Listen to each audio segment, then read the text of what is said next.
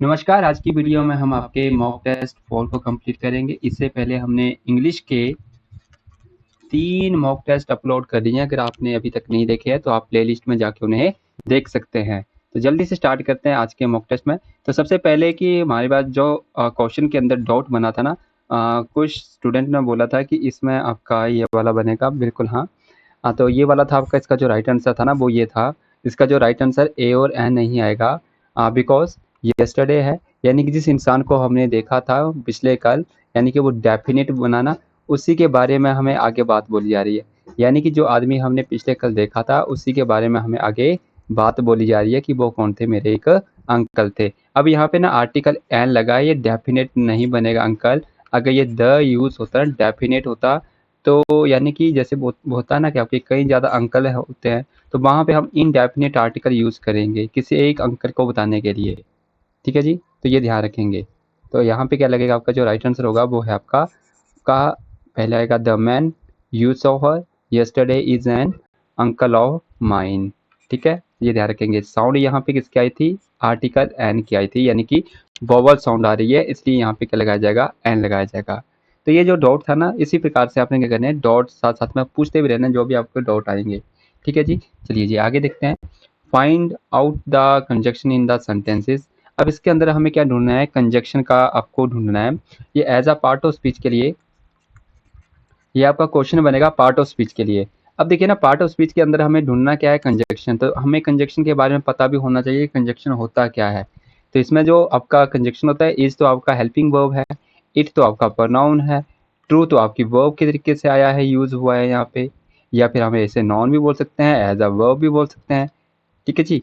तो अब यहाँ पे आपका जो बच रहा है वो बच रहा है आपका दैट, और दैट ही क्या होता है, आपका कंजक्शन है जो पीछे वाले क्लॉज को, यानी कि क्लॉज 1 को, और ये आगे वाला जो रहेगा इसे क्लॉज 2 बोलेंगे। यानी कि क्लॉज 1 एंड क्लॉज 2 को जोड़ने के लिए जिन शब्दों का यूज किया जाता है उन्हें कंजक्शन बोलते हैं। एक्चुअली होते क्या है ना, ये कंजक्शन आपके, कंजक्शन होता है यानी कि जोड़ने का काम। इसे सीधा सीधा मोटे मोटे रूप से अगर हमें आइडिया रखना हो तो मतलब क्या होता है इसका, जोड़ने का, यानी कि लिंक करने का काम होता है। लिंक किसको करते हैं, एक आपके वर्ड को दूसरे वर्ड से लिंक करने के लिए, या एक सेंटेंसेस को दूसरे सेंटेंसेस से क्या करने के लिए, लिंक करने के लिए हमें किसका यूज करना पड़ता है, एज अ कंजक्शन का। अब ना ये कंजक्शन आपने थोड़े से ध्यान रखने हैं। कंजक्शन होते हैं 2 टाइप्स के। एक होता है आपका कोऑर्डिनेट कंजक्शन, ये इंपॉर्टेंट है आपके कंजक्शन के टॉपिक से। कोऑर्डिनेट कंजक्शन, एक होगा आपका सबऑर्डिनेट कंजक्शन। ठीक है, कोऑर्डिनेट कंजक्शन और आपका सबऑर्डिनेट कंजक्शन। अब ये कोऑर्डिनेट कंजक्शन क्या होते हैं, यानी कि जो स्वतंत्र होते हैं, यानी कि इंडिपेंडेंट होते हैं। इंडिपेंडेंट होते हैं जो किसी के ऊपर भी आश्रित नहीं होते हैं, यानी कि जैसे 2 वर्ड्स होंगे ना, राम एंड श्याम। जैसे मैं बोलूँगा राम, जैसे एक सेंटेंस लिखता हूँ, Ram goes to Delhi and Shyam Shyam goes to school, इस तरीके से बोलेंगे। यानी कि राम दिल्ली जा रहा है, या राम दिल्ली जाता है, और श्याम कहाँ जाता है, स्कूल जाता है। क्या दोनों एक दूसरे के ऊपर डिपेंड कर रहे हैं, नहीं कर रहे हैं ना। तो इनको जोड़ने वाला जो भी कंजक्शन होगा ना यहाँ पे एंड, इसे क्या बोलेंगे, ऐसा कोऑर्डिनेट कंजक्शन। यानी कि दोनों तरफ क्या होंगे आपके, इंडिपेंडेंट होते हैं, यानी कि किसी चीज़ के ऊपर आश्रित नहीं होते हैं। बस इतना सा हमें ध्यान में रखना है। और सबॉर्डिनेट कंजक्शन क्या होते हैं, डिपेंडेंट होते हैं। ये डिपेंडेंट होते हैं, यानी कि एक सेंटेंस से दूसरे सेंटेंसेस के ऊपर क्या होता है, डिपेंड होता है। जैसे कि अगर मैं ऐसे बोल दूँ कि मैं खाना तभी खाऊंगा जब पापा घर पे आएंगे, या मैं खेलने तभी जाऊंगा जब घर पे भाई आ जाएगा। यानी कि इस तरीके के जब हम बोलते हैं ना, तो वो होते हैं आपके सबऑर्डिनेट कंजक्शन, यानी कि डिपेंड करें, एक सेंटेंस ही दूसरे वाले क्लॉज के ऊपर क्या करता हो, डिपेंड करता हो, उसे बोलते हैं। अब ना ये याद कैसे रखना है कि मोटे मोटे रूप से हमें याद होने चाहिए कि कोऑर्डिनेट कंजक्शन होते कौन कौन से हैं। तो मैं इसके लिए आपको एक बता रहा हूँ, आपने बहुत ध्यान में रखना है। आपने यहाँ पे ध्यान रखना है, फैन वॉइस। एक ट्रिक होती है कि हमें एक इंपॉर्टेंट वर्ड पता होने चाहिए कि कौन कौन से होते हैं। एप से बनेगा आपका फॉर, ए से बन जाएगा आपका एन से बन जाएगा आपका नो, एंड आपका बी से बन जाएगा वट, ओ से बन जाएगा आपका और, य से बन जाएगा यट, एंड एस से बन जाएगा आपका सो। तो ये होते हैं हमारे पास फैन वॉइस। एक वर्ड में हम बोलेंगे आपका फॉर एंड नो, आपका फिर आ जाएगा बट और यट सो। ये सारे आपके क्या होते हैं, कोऑर्डिनेट कंजक्शन होते हैं। जब इनका यूज़ किया जाएगा ना, आपके दो आपके सेंटेंसेस को जोड़ने के लिए या टू वर्ड को जोड़ने के लिए हम इनका यूज़ करते हैं। साथ ही साथ इनका यूजेस और कहाँ होता है, इंडिपेंडेंट क्लॉज को बताने के लिए, यानी कि दोनों ही क्या होंगे आपके स्वतंत्र क्लॉज होते हैं, यानी कि किसी के ऊपर डिपेंड नहीं करते हैं। और ये सबॉर्डिनेट जो क्लॉज होते हैं ना, ये होते हैं डिपेंड, जो क्या होते हैं आपके एक दूसरे के ऊपर डिपेंड करते हैं। तो इसमें भी वैसे तो बहुत ज्यादा होते हैं ये भी, बट इसमें हम आपका एक ध्यान में रखते हैं, वो है आपका अ वाइट बस। इसके लिए हमें एक वर्ड याद रखना है, अ वाइट बस। अब अ का मतलब क्या है आपका, यानी कि अल्दो, इससे हमने याद रखना है अल्दो, यानी कि अल्दो आ जाएगा आपका। आपका डब्ल्यू से आ जाएगा आपका, जैसे कि बन जाता है वेयर एवर, जैसे डब्ल्यू से बनेगा वेयर एवर। और आपका जो एच है ना, इससे बनेगा हाउ एवर, एच से बन जाएगा हाउ एवर। आई से बन जाएगा आपका इफ। तो ये लिखना यहाँ पे कहाँ लिखूँ, मैं यहाँ पे लिख देता हूँ। आई से बनेगा इफ बनेगा। टी से बन जाएगा हमारे पास, जैसे बनता है टी से दो, ठीक है जी। तो ये बनता है हमारे पास दो, तो ये ध्यान रखेंगे। तो ये इनसे ना कई शब्द बनते हैं, तो ये हमें थोड़े से याद रखने चाहिए कि कौन कौन से होते हैं, ठीक है जी। अब इसके बाद ना हमारे पास चलते हैं, जैसे कि नेक्स्ट क्वेश्चन। अच्छा, इसका आंसर जो था ना, वो था हमारे पास दैट, ठीक है। तरीका क्या है इनको याद रखने का, तो वो है आपका फैन वॉइस, और दूसरा तरीका रहेगा आपका वाइट बस। कुछ वर्ड हैं जिन्हें हम ऐसे प्रकार से क्या करते हैं, याद रख सकते हैं, बस इतना सा ध्यान रखना है आपने। चलिए जी आगे देखते हैं। नेक्स्ट क्वेश्चन है, he is infected with corona virus. अब ये जो है ना आपका लॉजिकल प्रीपोजिशन से आया है, पूछा गया है कि find the preposition in the sentence. अच्छा, प्रीपोजिशन पूछी है ना, कि यहाँ पे प्रीपोजिशन क्या आएगी। अब देखिए यहाँ पे तो सीधा पता चल रहा है कि प्रीपोजिशन क्या आ रही है, द विद आ रही है। He is infected with corona virus, वो कोरोना वायरस से क्या है आपका इन्फेक्टेड है। अब मान लीजिए ना यहाँ पे अगर फिलर्स होता, मान लीजिए कि फिलर्स होता और पूछा जाता कि यहाँ पे क्या आएगा, तो यहाँ पे ना ध्यान में रखना है कि हमेशा इन्फेक्टेड ना ये लॉजिकल होती है, लॉजिकल प्रीपोजिशन होती है। लॉजिकल प्रीपोजिशन का मतलब होता है कि कई ऐसी प्रीपोजिशन होती हैं, जैसे कि अगर मैं बोलूँगा ना डाई, तो डाई के साथ इन आपकी इफ, आपकी डाई के साथ इन भी लगती है, डाई के साथ ऑफ भी लगती है, डाई के साथ विद भी लगेगी, डाई के साथ अल्दो भी लगती है। बट ये सारी कंडीशंस होती हैं कि कब आपने डाई के साथ इन लगानी है, कब आपने ऑफ लगानी है, कब आपने विद लगानी है, कब आपने अल्दो लगानी है, समथिंग कई प्रीपोजिशन लगती हैं। तो वैसे ही है कि इन्फेक्टेड एक ऐसा वर्ड है जिसके साथ कंडीशन के अकॉर्डिंग हम क्या लगाते हैं, प्रीपोजिशन लगाती हैं। तो मैं यहाँ पे इसको थोड़ा बता देता हूँ आपको। अच्छा, ये चल नहीं रहा है, अच्छा ठीक है। जो इन्फेक्टेड होती है ना, ये इन्फेक्टेड, ये आपकी दो लॉजिकल प्रीपोजिशन लगती है। इन्फेक्टेड वर्ड के साथ दो ही प्रीपोजिशन लगेगी, एक लगेगी वाई और एक लगेगी विद। अब ये जो वाई है ना, वाई लगेगी आपकी, जैसे कि अगर मैं बोलूँ यहाँ पे इन समवन, अगर कोई इंसान है किसी से क्या हो जाए आपका, इन्फेक्टेड हो जाए इंसान के माध्यम से, जैसे बोलोगे he is infected by Mohan, यानी कि किसी इंसान के जरिए अगर आप इन्फेक्टेड हुए हैं तब आप यूज करेंगे वाई। और अगर आप किसी बीमारी से इन्फेक्टेड है पहले से ही, उससे अगर आप इन्फेक्टेड हुए हैं यानी कि बीमारी के कारण हुए हैं, तो हम यूज करेंगे with. He is infected with corona virus, जैसे कि ये वाला एग्जांपल था। यानी कि यहाँ पे कोरोना वायरस दे रखा है ना, यानी कि कोई बीमारी दे रखी है, तो यहाँ पे कभी भी बाय नहीं पुट करना है, आपने पुट करना है विद यूज करना है। हाँ, कोई इंसान होता, इंसान से अगर वो इन्फेक्टेड हुआ है तो हम यूज करेंगे वहाँ पे वाई, किसके द्वारा, यानी कि किसी इंसान के द्वारा वो क्या हुआ है आपका, इन्फेक्टेड हुआ है। चलिए जी नेक्स्ट क्वेश्चन देखते हैं। नेक्स्ट क्वेश्चन है कि आपका एक्टिव टू पैसिव वॉइस में चेंज करना है, तो जल्दी से इसके पहले आइडेंटिफाई करेंगे कि कौन सा आपका टेंस है। ये सेंटेंस ही दे रखा है आपको एक्टिव वॉइस में, तो हमने सीधा देखा यहाँ से आपकी हैज लगी है। हैज का मतलब है आपकी, यानी कि जैसे कि आपका प्रेजेंट में दे रखा है, इससे हमने आइडेंटिफाई कर लिया प्रेजेंट में। और वी की 3 फॉर्म दे रखी है, यानी कि परफेक्ट में दे रखा है, तो प्रेजेंट का परफेक्ट है। और अगर मुझे प्रेजेंट के परफेक्ट को अगर पैसिव वॉइस में बनाना होता है ना, तो रूल क्या बनता है आपका कि ऑब्जेक्ट आता है, इसके अकॉर्डिंग हैज और आपके हैव लगते हैं, साथ में क्या लगता है, वीन शब्द लगाया जाता है, और वी 3 लगती है, और वाई के साथ क्या लग जाएगा आपका, सब्जेक्ट लग जाएगा।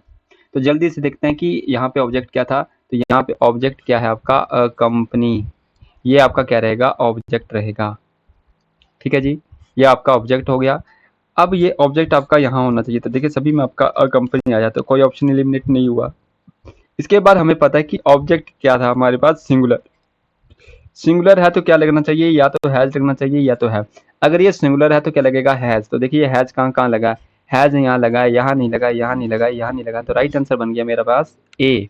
और इसके बाद क्या होना चाहिए था, बीन होना चाहिए, बी की 3 फॉर्म होनी चाहिए, बाय के साथ है लगा है, और जो ये अदर वर्ड दे रखे हैं ना, ये वैसे के वैसे ही यहाँ पे क्या लग जाएंगे आपके, सेम वैसे के वैसे आ जाएंगे। चलिए जी नेक्स्ट क्वेश्चन है, we had paid the bills last week. We had, ये भी आपका एक्टिव टू पैसिव है, यहाँ से भी हमने पहचान की हैड लगा है और V3 लगी है, यानी कि ये लगती है पास्ट का परफेक्ट है। ये कौन सा टेंस हुआ आपका, आइडेंटिफाई किया आपने कि पास्ट का परफेक्ट टेंस है। अब ये चेंज करेंगे आप किसे, इसमें पैसिव वॉइस में से चेंज करेंगे, तो हमें पता है पैसिव वॉइस में क्या लगेगा, एक ही वर्ड लगता है, बीन लगता है परफेक्ट में, और आप क्या लगाएंगे, बी की 3 फॉर्म लगाएंगे। अब देखिए यहाँ पे मुझे फिर से क्या ढूंढना है, एक ऑब्जेक्ट ढूंढना है, we had paid the bills, तो ये मेरे पास मिल गया मुझे क्या, ऑब्जेक्ट। तो बिल्स सभी में आया है, सभी में आया है। अब इसके बाद क्या है, ये बिल्स क्या है, प्लूरल है ना, तो अब प्लूरल है तो तब भी क्या लगेगा, हैड ही लगेगा ना। हैड जो होता है सिंगुलर एंड प्लूरल दोनों के लिए हम यूज़ करते हैं एज अ पास्ट के परफेक्ट में। तो मुझे आगे क्या दिखना चाहिए, हैव नहीं दिखना चाहिए, बिल नहीं दिखना चाहिए, वर नहीं दिखना चाहिए, तो जो राइट आंसर बनेगा वो यहीं से डिसाइड हो गया आपका हैड से। मुझे आगे का सेंटेंस पढ़ने की जरूरत नहीं है। तो मैक्सिमम ऐसे ही हमें एग्जाम में भी देखने को मिलेंगे, तो आपने क्या करना है, उन्हें इलिमिनेट करना है, इलिमिनेट कर देना है उनको वहाँ पे। तो यानी कि इसके बाद बीन दिखना चाहिए था, पे दिखना चाहिए, जो अदर वर्ड है वो वैसे के वैसे ही क्या हो जाएंगे आपके, जुड़ जाएंगे यहाँ पे। चलिए जी नेक्स्ट क्वेश्चन देखते हैं, he said she is taking meditations weekly, और ये आपने करनी है डायरेक्ट टू इनडायरेक्ट स्पीच में। डायरेक्ट टू इनडायरेक्ट स्पीच में आपने क्या करना है, कन्वर्ट करना है। तो देखिए यहाँ पे फुल स्टॉप लगा है, तो यानी कि कोई भी यहाँ पे जो कंजक्शन लगाया जाएगा ना, वो लगेगा पहली बात की दैट। हमने पढ़ा है कि जो आपके अफर्मेटिव जो सेंटेंसेस रहते हैं ना, यानी कि नॉर्मल जो सेंटेंसेस रहते हैं फुल स्टॉप वाले, तो वहाँ पे जो कंजक्शन होता है ना, कॉमा इन्वर्टेड कॉमा को हटा के, तो वो लगता है आपका दैट। ठीक है जी। दूसरी बात की ये जो रिपोर्टिंग वर्ब होती है ना, ये तो होती है आपकी, जैसे सेड टू दे रखोगा तो उसे हम करते हैं आपका टेल में, या तो सेड टू होगा तो टोल्ड में चेंज करते हैं। अगर सेड का सेड ही आया तो उसे सेड का सेड ही रखेंगे। ठीक है जी, तो ये हमने चीज़ें पढ़ी थी। अब ये इसमें जो कंजक्शन लगाएंगे दैट, बस इतनी सी चीज़ें हम पहले सबसे पहले चेक करेंगे कि कौन सी आपकी चीज़ें इसमें आ रही हैं। तो देखिए जी, सबसे पहला आया ही सेड, सेड आपका यहाँ पे दैट से स्टार्ट कर दिया है, तो ये तो नहीं बनेगा ना। तो यहाँ पे आपका ही से बनना चाहिए था, एक मेरे पास 2 ऑप्शन खत्म हो गए आपके। अब ये 2 बचे हैं, तो यहाँ पे है आपका दैट, कॉमा क्यों लगाया है, तो डी ऑप्शन भी खत्म, तो जो राइट आंसर बन रहा है वो है सी। ठीक है जी। अब दूसरी बात ये थी कि यहाँ पे जो शी था ना, ये किसके अकॉर्डिंग चेंज होता, थर्ड पर्सन है, तो ये चेंज नहीं होता, नो चेंज। थर्ड पर्सन का हमने पता होता है हमें कि कोई भी चेंज नहीं होता है, तो ये भी ध्यान रखेंगे। दूसरी बात ये थी कि अगर आपका प्रेजेंट का था तो ये किस में चेंज हो जाएगा, आपका पास्ट में चेंज हो जाएगा। प्रेजेंट का था, इज लगा था, आईएनजी वाली लगी थी, तो पास्ट का कॉन्टिन्यूस बन जाएगा। अगर रूल बोलता है ना हमारे पास, रूल बोलता है कि अगर हमारे पास डायरेक्ट और इनडायरेक्ट स्पीच हो ना, डायरेक्ट स्पीच हो, अगर वो प्रेजेंट में दे रखी है तो उसे हम चेंज करते हैं पास्ट में। अगर वो प्रेजेंट का इनडेफिनेट है तो पास्ट का भी इनडेफिनेट बनेगा, प्रेजेंट का कॉन्टिन्यूस है तो पास्ट का भी कॉन्टिन्यूस बनेगा, प्रेजेंट का परफेक्ट है तो पास्ट का भी क्या बनेगा, परफेक्ट बनेगा। तो इसी प्रकार से ये चलते हैं, तो रूल बिल्कुल ईजी हैं, बस अपनी चीज़ें थोड़ी सी क्या करनी है, ध्यान में रखनी है। ये चीज़ें जब भी करेंगे ना, आपके सबसे मोस्ट इंपॉर्टेंट क्या होता है कि हमें ऑप्शन दे रखे होते हैं, तो हमें ज़्यादा दिमाग लगाना नहीं है, हमें बस चीज़ें पढ़नी है एग्जाम के लिए। आपने बस क्या करना है, रीड ऑन करके जाना है, बाकी ऑप्शन से डिसाइड करना है कि इसका आंसर क्या है। बट जो चीज़ें ध्यान रखने वाली हैं, तो वो चीज़ें आपको क्या करनी पड़ेंगी, थोड़ी सी लर्न करनी जरूर पड़ेंगी। चलिए आगे देखते हैं। नेक्स्ट क्वेश्चन है हमारे पास, she is good dash mathematics. अब देखिए ना, यहाँ पे क्या पुट किया जाएगा। अब यहाँ पे ना इस केस के लिए या तो आपका जो बेस्ट वर्ड आ रहा है वो या तो एट होगा या तो आपका इन होगा। बट जो एट होता है ना, ये आपका स्मॉल प्लेसेस के लिए यूज़ होता है, जबकि इन जो होता है वो आपका लार्ज प्लेसेस के लिए यूज़ होता है। बट यहाँ पे प्लेसेस जैसी कोई भी चीज़ नहीं बोली गई है, इसलिए ये वाला तो लॉजिक नहीं लगने वाला है आपका। अब यहाँ पे क्या है ना आपका कि एट का और कहाँ यूज़ होता है, एट का जो यूज़ होता है इसका यूज़ किया जाता है डिस्क्राइब करने के लिए। किस चीज़ का डिस्क्राइब करने के लिए, यानी कि किसी की, किसी संबंध, यानी कि संबंध, किसी इंसान की एबिलिटी, किसी इंसान की एबिलिटी या फिर स्किल को बताने के लिए हम यूज़ करते हैं एट का। ठीक है जी। तो यहाँ पे शी इज़ गुड, अब हम क्या बता रहे हैं कि वो बहुत अच्छा है, तो एबिलिटी ही बता रहे हैं ना यहाँ पे, कि डिस्क्राइब करने के लिए एट का यूज़ करेंगे यहाँ पे किसी चीज़ की, किसी इंसान की एबिलिटी बताने के लिए। कि वो मैथमेटिक्स में बहुत अच्छा है, she is good at physics, कि वो फिजिक्स में बहुत अच्छी है। इस तरीके का जब भी हम बोलेंगे ना तो वो डिस्क्राइब किया जाता है कि एबिलिटी या फिर आपकी स्किल को। अगर यहाँ पे होता ना इन, तो इनके बाद ना मुझे कोई ना आर्टिकल भी मिलता साथ में, और ये पोजीशन बता रहा होता साथ में। जैसे कि मैं बोलूँ she is good in the classroom, वो कहाँ पे सबसे बहुत अच्छी है, वो लड़की बहुत अच्छी है कहाँ, क्लासरूम में। तो इस तरीके से बोलेंगे ना तो उस कंडीशन में आएगा आपका इन, यानी कि आगे क्या दे रखा होगा आपको, एज अ पोजिशनल दे रखी होगी और आर्टिकल साथ में जरूर मिला होगा आपको द। अगर द आर्टिकल नहीं मिलेगा तो इन क्लासरूम नहीं होगा, तो ये ध्यान में रखेंगे। चलिए जी आगे देखते हैं। अच्छा ना एक और चीज़ है ना, ये जो प्रीपोजिशंस होती हैं ना, जैसे कि एट होगी, इन होगी, ये ऑफ हो गई आपकी, या फिर फ्रॉम हो गई, या फिर आपकी जैसे ऑन हो गई, ओवर हो गई, ये आपकी स्मॉल प्रीपोजिशन है और इनका आपने ध्यान रखना है। ये इंपॉर्टेंट होती हैं क्योंकि सबसे पहले ही क्वेश्चन यहीं से बनता है। ये हमें नॉर्मल पता होने चाहिए कि कौन सी कहाँ पे यूज़ होती हैं। ठीक है जी, तो ये ध्यान रखेंगे। अब अगला है हमारे पास, this project will be finished dash 2 years.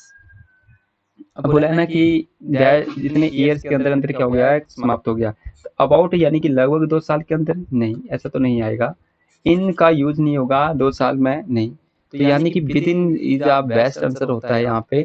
This project यानी कि के अंदर, विद इन होता है के अंदर, दो आगे आने वाले जो प्रोजेक्ट होगा ना 2 महीने के अंदर अंदर क्या हो जाएगा, खत्म होने वाला है या हो जाएगा। इस तरीके से आंसर आएगा हमारे पास। यहाँ पे जो राइट बनेगा वो है आपका सी। चलिए जी नेक्स्ट क्वेश्चन देखते हैं।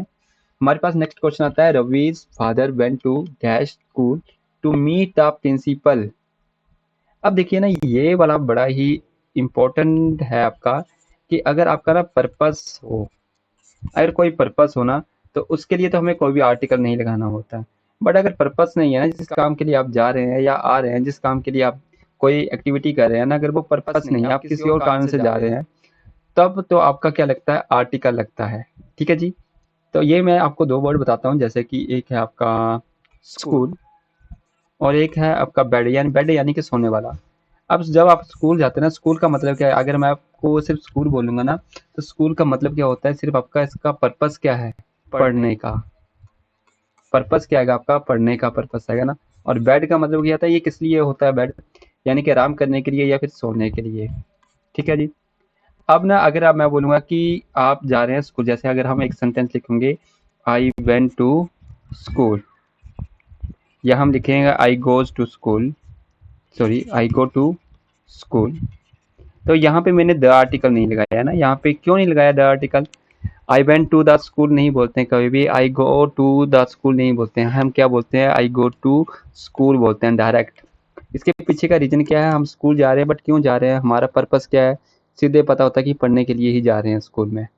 अगर मैं बोलूँगा ना कि मैं स्कूल में सिर्फ घूमने के लिए ही जा रहा हूँ, या मैं अपने जो मेरा भाई है ना वो पढ़ता है बट मैं तो ऐसे घूमने के लिए जा रहा हूँ, या किसी फंक्शन में जा रहा हूँ उनके साथ, तो यानी कि मैं स्कूल में पढ़ने के लिए नहीं जा रहा हूँ, मैं किसके लिए जा रहा हूँ, ऐसे मिलने के लिए जा रहा हूँ। किससे मिलने के लिए जा रहा हूँ, या तो प्रिंसिपल से मिलने के लिए जा रहा हूँ, या फिर ऐसे घूमने जा रहा हूँ, या वहाँ पे मैं पानी का कुछ और देखने जा रहा हूँ। स्कूल के अंदर होता है ना, जैसे स्कूल में आता है जैसे टंकी, अब मैं पानी होगा तो टंकी में नल एक्सेट्रा चीज़ें लगवाने के लिए, या और मटेरियल वहाँ पे रखवाने के लिए, जितने भी लेबर या वर्कर आते हैं तो वो पढ़ने के लिए थोड़ा ना आते हैं, वो एज आ वहाँ पे किसी और पर्पस से आते हैं, यानी कि उनका स्कूल में जो पर्पस था ना वो पढ़ने का नहीं है, उनका कुछ और पर्पस है जो आगे आपको मेंशन कर रखा होगा इस तरीके से।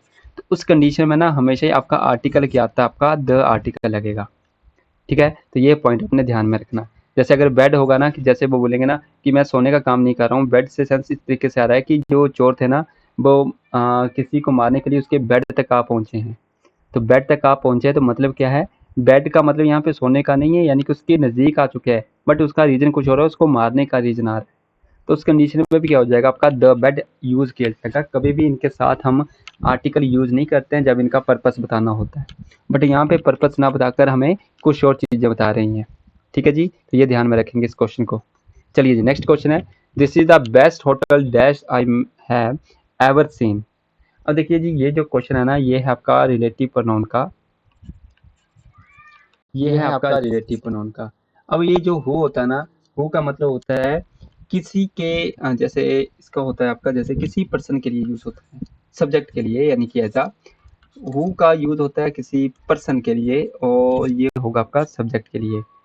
होम का भी यूज किया जाता है आपका किसी पर्सन के लिए ही यूज किया जाता है, बट ये यूज किया जाता है ऑब्जेक्ट के लिए, यानी कि एज अ हुज होता है यानी कि पोसेशन दिखाने के लिए, यानी कि एज अ पोसेशन दिखाएंगे तो वहाँ पे यूज की जाएगी।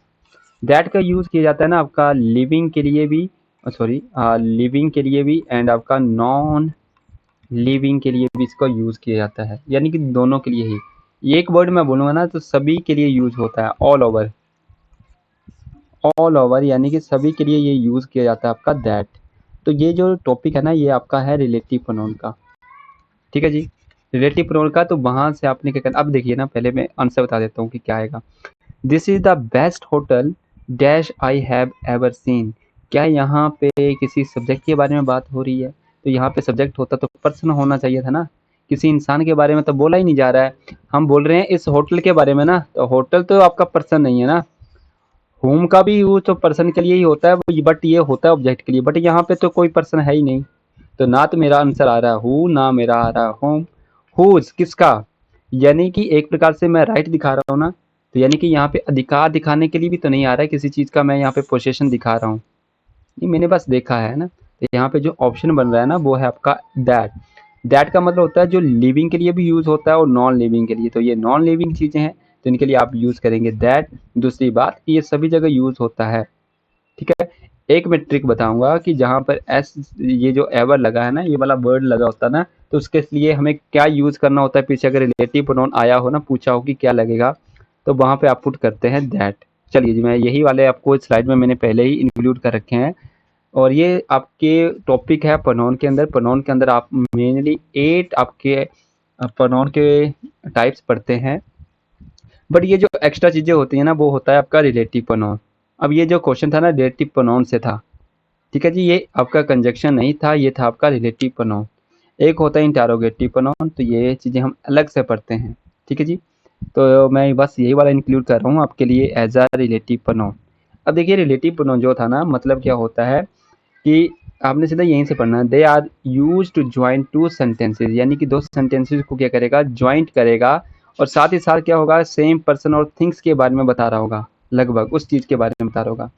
जैसे हु होता है ना, हु हमारा सब्जेक्ट के लिए यूज होता है, यानी कि रिप्लेस करने के लिए। बार बार मुझे सब्जेक्ट यूज नहीं करना, तो उसके लिए मैं क्या यूज कर दूंगा, आपका हु यूज कर दूंगा। जैसे कि this is the man who broke the window. ये वही आदमी है जिसने क्या किया था, ये वाली विंडो तोड़ी है। तो ये हु किसके लिए यूज हुआ है, आपका आपका इस दिस यानी कि इस मैन के लिए यूज हुआ है, जो सबसे नजदीक आ रहा है ना, इसके लिए यूज हुआ है ये वाला इंसान। कि दिस इज द मैन, ये वही आदमी है जिसने क्या किया था, ये ब्रोक द विंडो, यानी कि विंडो क्या की थी, इसने तोड़ी थी। इस तरीके का होता है। अगर पोसेशन दिखाना होगा ना आपका, जैसे ये वाला रहा पोसेशन, पोसेशन और रिलेशनशिप बताने के लिए आप यूज करते हैं हुज का। हुज का जब हुज का यूज करेंगे, she knew the family whose house we bought, यानी कि अधिकार दिखाया जा रहा है ना, कि ये हाउस जिसने खरीदा है मैं उसे जानती हूँ, या उस फैमिली को मैं जानती हूँ। तो अधिकार यानी कि रिलेशनशिप बताया जा रहा है उस हाउस से, उस महिला का या उस फैमिली से। अब अगला है आपका होम का। अच्छा, इसमें जो मेनली होते हैं ना, तो वो होते हैं आपके एक हु, होम, एक होगा आपका विच, और एक होगा आपका दैट। तो ये चार है ना, बस ये चार अपने थोड़े से ध्यान में रखने हैं। और एक हो गया दैट, दैट मोस्ट इंपॉर्टेंट। कई बार ना जो आंसर होता है ना वो या तो हु होता है, या तो हुम होता है, या तो दैट होता है। तो मेनली आपने ये तीन ही वर्ड ध्यान में रखने हैं, बाकियों को स्किप कर देना अभी, क्योंकि एग्जाम आपका नज़दीक है, जिस कारण से आपने क्या करना है, अभी बाकी चीज़ों को स्किप करना है। तो ये एक बार आपको पीडीएफ में मिल जाएगी सारी चीज़ें, तो आपने एक बार इनको क्या करना है, रीड ऑन कर लेना है, ठीक है जी। चलिए जी, इसके बाद ना मैं आपको थोड़ा सा और बता देता हूँ कि ये जो आपका हु है ना, ये आपका पर्सन के लिए। होम भी आपका किसके लिए यूज किया जाता है, पर्सन के लिए। और पर्सन के लिए हुज भी आता है, बट ये क्या बताता है, आपका पोसेसिव बताता है। पोसेसिव का मतलब होता है अधिकार दिखाने के लिए। वैसे आपका वस्तुओं के लिए हम यूज करते हैं, कभी भी हु और आपका होम यूज नहीं करता है। तो ये आपने ध्यान में रखना है, जब भी थिंग्स होगी तो वहाँ पे हु और होम के ऑब्जेक्ट जो भी दे रखेंगे ना ऑप्शन में, तो वो आपने एलिमिनेट कर देने हैं। तो वहाँ पे कंफ्यूज नहीं होना आपने। तो वहाँ पे जब आप चूज करेंगे चीजें, तो वो क्या करेंगे, बिच चूज करेंगे, ठीक है, बिच। चाहे सब्जेक्ट हो चाहे ऑब्जेक्ट हो, तो उस केस के लिए आपका बिच आएगा। और पोजीशन दिखाना होगा तो या तो आप हुज यूज करेंगे या तो बिच यूज करेंगे। साथ ही साथ ना यहाँ पे एक और वर्ड भी आता है, आप दैट भी यूज कर सकते हैं, दैट। चाहे सब्जेक्ट के लिए हो चाहे ऑब्जेक्ट के लिए हो, दोनों में आपका दैट यूज होता है। मैंने बोला ना दैट मोस्ट इंपॉर्टेंट, दैट हर जगह यूज हो जाता है, तो ये ध्यान में रखेंगे, दैट भी वहाँ पे पुट हो सकता है। अगर थोड़ा सा भी मुझे लगेगा ना कि हु आ भी सकता है और नहीं भी आ सकता है, तो हमेशा ही आपने पुट करना है वहाँ पे दैट। फिर चलिए जी, दैट का मैं कुछ और रूल बताऊंगा आपको आगे। ये जो हु होता है ना, हु का मतलब होता है कि the boy who is standing there is my friend, यानी कि जो लड़का वहाँ पे खड़ा है ना वो क्या है आपका, जो लड़का वहाँ पे खड़ा है वो मेरा फ्रेंड है। ठीक है, इस तरीके से यानी कि इस लड़के के बारे में बताया जा रहा है एडिशनल इन्फॉर्मेशन, यानी कि द बॉय वो लड़का जो पिछले कल एब्सेंट था आज क्या है प्रेजेंट है, इस तरीके से यानी कि उस लड़के के बारे में। Kishan who is with you is my friend, Kishan जो तुम्हारे साथ था वो मेरा फ्रेंड है। इस तरीके के कई वर्ड हैं, यानी कि यहाँ पे हमने यूज किया है आपका हु। अब है ना इनमें एक नोटिस करना चीज, तो यहाँ पे आपका जो सब्जेक्ट होगा ना और वर्ब आ रही है ना, पीछे देखिए हु से पीछे देखेंगे ना तो सिर्फ आपका क्या दिख रहा है, सब्जेक्ट दिख रहा है। ये सब्जेक्ट है, सब्जेक्ट है, सब्जेक्ट है, ये सारा का सारा सब्जेक्ट है, सब्जेक्ट है। अब देखिए ना यहाँ पे क्या है आपका, ये आपका क्या है, सब्जेक्ट भी आया है इसमें और इसमें वर्ब भी आई है। ठीक है, इसमें भी आपका क्या है, हिज नेम, यानी कि यहाँ पर भी देखेंगे ना आपका, तो ये आपकी वर्ब भी आ रही है, साथ में बट के रिलेट में आपका प्रोनाउन आया है और प्रोनाउन एज अ सब्जेक्ट में, तो सब्जेक्ट भी आई है, वर्ब भी आई है। अब इसमें ना देखने वाली बात क्या है आपकी, मैंने बोला कि सब्जेक्ट और वर्ब जब इक्वल नहीं होंगी ना तब आपने यूज करना है हु का। अब इसके आगे भी देखेंगे, यहाँ पे सब्जेक्ट आया था बट यहाँ पे कोई सब्जेक्ट नहीं आ रहा है, यहाँ पे क्या आ रही है, वर्ब आ रही है। ठीक है, यहाँ पे वर्ब आ रही है, मतलब क्या है कि हु के पीछे क्या आना चाहिए, एक सब्जेक्ट आना चाहिए। अगर वर्ब भी आ जाए ना और यहाँ पे क्या आना चाहिए, फिर आपका सब्जेक्ट आना चाहिए या फिर सिर्फ क्या आनी चाहिए, वर्ब आनी चाहिए। उस कंडीशन में क्या लगाएंगे, हु लगाएंगे। यानी कि कभी भी बराबर बराबर नहीं होना चाहिए कि जैसे सब्जेक्ट भी आया है वर्ब भी आई है, यहाँ पे हु आया है फिर आगे सब्जेक्ट आया हो फिर आपकी वर्ब आई हो, तो उस कंडीशन में ये जो हु होगा ना वो क्या हो जाएगा, गलत हो जाएगा। इसको आपने इस तरीके से नोट डाउन करना है कि हु आपका सब्जेक्टिव होता है, कभी भी ये आपका सब्जेक्ट और वर्ब के एक दूसरे के इक्वल नहीं होती हैं चीजें। और होम का यूज ऑब्जेक्टिव के लिए होता है, कब लगाना है आपने ऑब्जेक्टिव, जब आपके दोनों तरफ क्या हो जाएंगे, इक्वल हो जाएंगे। अब देखिए ना यहाँ पे था ना आपका सब्जेक्ट थी वर्ब थी, बट आगे तो मुझे सिर्फ वर्ब ही दिख रही है, सब्जेक्ट नहीं दिख रहा है, यानी कि दोनों तरफ इक्वल नहीं हुए ना, जिस कारण से हम हमेशा क्या लगाएंगे, यहाँ पे हु लगाएंगे। और ये हमेशा सब्जेक्ट को डिनोट कर रहा होगा, ये जो पीछे दे रखी होंगी ना चीजें उस लड़के के बारे में बोली जा रही होंगी बातें ये। चलिए जी आगे वाला देखते हैं। सेम कंसेप्ट में ये थोड़ा सा मैं और आगे एक्सप्लेन कर रहा हूँ कि चीजें क्या थी। I know the man who whom you met there. अब यहाँ पे दो ऑप्शन थे ना आपको मैंने ये रखे हुए हैं कि बताना है कि यहाँ पे क्या पुट हो सकता है, हु या फिर होम। अब देखिए ना यहाँ पे अपना सब्जेक्ट आ रहा है, अपनी वर्ब आ रही है, बट यहाँ पे क्या है आपका, ये दो आपके क्या आगे, रिलेटिव प्रोनाउन आ गए। अब आगे देखा मैंने जैसे सब्जेक्ट मिला मुझे यहाँ पर भी वर्ब मिली, यानी कि सब्जेक्ट और आपका ये जो वर्ब है ना आपका आगे वाला भी, ये आपका क्या हो गया, बराबर हो गए, इक्वल हो गए। तब आपने क्या यूज करना है, होम यूज, हु यूज नहीं करके आपने यूज करना है होम यूज करना है। नेक्स्ट हमारे पास आई नो द मैन हुम हु मेट यू देयर। अब क्या पुट होगा यहाँ पे, अब देखिए ये भी आपका सेम आपका सब्जेक्ट है या वर्ब है आपकी, बट यहाँ पे अब मुझे ना क्या मिला है, यहाँ पर भी वर्ब मिली है और यहाँ पे मुझे मिल गया है सब्जेक्ट मिल गया है। ठीक है, मिला तो वही है ना कि सब्जेक्ट और वर्ब, सब्जेक्ट और वर्ब दोनों ही मुझे मिल गए ना हु के बाद, तो यानी कि यहाँ पर क्या आ जाएगा आपका, होम आ जाएगा। यानी कि उल्टा लिख दिया है अब इसने, कैसा लिखा है इसने, अब उल्टा करके लिखा है, बाकी तो सेम ही है आपका। ठीक है जी, तो ये ध्यान में रखेंगे। चलिए जी, तो बाकी सारे इजी हैं, बाकी आप पुट कर लेंगे, होम क्यों यूज हुआ है आप पीछे चेक कर सकते हैं, चेक कर सकते हैं ताकि आपको एग्जाम में भी भरने में क्या रहे, इजी रहे। क्योंकि अभी मैं कोई रूल्स नहीं बता रहा हूँ, एज अ मेथड बता रहा हूँ कि किस तरीके से आपने वहाँ पे फिल करने हैं। तो ये आप देख सकते हैं कि बट का यूज कहाँ पे होता है, बीच का यूज कहाँ पे होता है, आपने ये दैट वाला इंपॉर्टेंट है इसलिए मैंने दैट यूज किया है। दैट का जो यूज होगा ना वो ह्यूमंस के लिए भी होता है और वस्तुओं के लिए भी यूज होता है, अभी पीछे पढ़ा ना हमने, जो आपका दैट है वो आपका ह्यूमंस के लिए भी और आपका थिंग्स के लिए भी यूज होता है। ठीक है जी, जैसे the teacher and his dog that.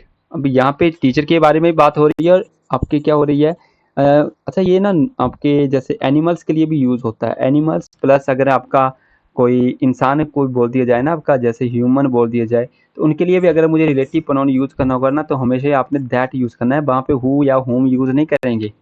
ठीक है, वहाँ पे हमें स्पेशल वर्ड दे रखा होता है, दैट यूज करेंगे। ठीक है, तो ये ध्यान रखेंगे। एक वर्ड था द ओनली, इसके बाद जब भी आया हो ना द ओनली तो इसके बाद हमेशा अगर रिलेटिव प्रोनाउन आएगा तो वो दैट लगता है। तो चलिए यही वाले वर्ड हम देखते हैं सबसे पहले कि कौन कौन से होते हैं कि जिनके बाद हमें क्या लगाना पड़ता है, दैट लगाना पड़ता है, या कुछ आपके कंपाउंड कंजक्शन होते हैं जिनके साथ क्या लगता है आपका दैट लगता ही लगता है। ठीक है जी, तो वो भी ध्यान रखेंगे, जैसे in order that, so that, providing that, in case that तथा नाउ दैट तथा गिवन दैट। तो ये थोड़ा सा ना रियलाइज करना है, अंडरस्टैंड करनी है चीजें। अब ये रटनी नहीं है, रट के तो जाना भी नहीं है आपने स्पेशली। तो ये आपने चीजें ना एक बार ही रीड करनी है कि ताकि आपको ना अगर आ जाए थोड़ा ध्यान रहे कि इन ऑर्डर दैट होता है। जैसे कि यहाँ पे सो लिखा होगा ना, और यहाँ पे आपको बोल दिया जाएगा कि फिलर्स में बताइए कि क्या आएगा। तो आपको पता होना कि सो दैट एक पेयर होता है, एक साथ ही आता है सो दैट, ये एक साथ आते हैं, इसलिए इन्हें कंपाउंड कंजक्शन बोलते हैं। कि ऐसे कंजक्शन जिनके साथ एक और आपका कंजक्शन लगता है, जिस कारण से इन्हें कंपाउंड कंजक्शन भी बोलते हैं। प्रोवाइडिंग दैट, अगर प्रोवाइडिंग दे रखा होगा तो आगे वाला हमें पता होना चाहिए क्या लगता है, दैट लगता है। ठीक है जी, तो ये हमें कुछ चीजें क्या करनी है, ध्यान में रखनी है। अब ये वाला ना यहाँ पे मिस हो गया है, यहाँ पे ना कि यहाँ पे दैट है, आगे वाली लाइन यहाँ पे मिस हो गई है, तो मैं अभी इसको करेक्ट कर देता हूँ का।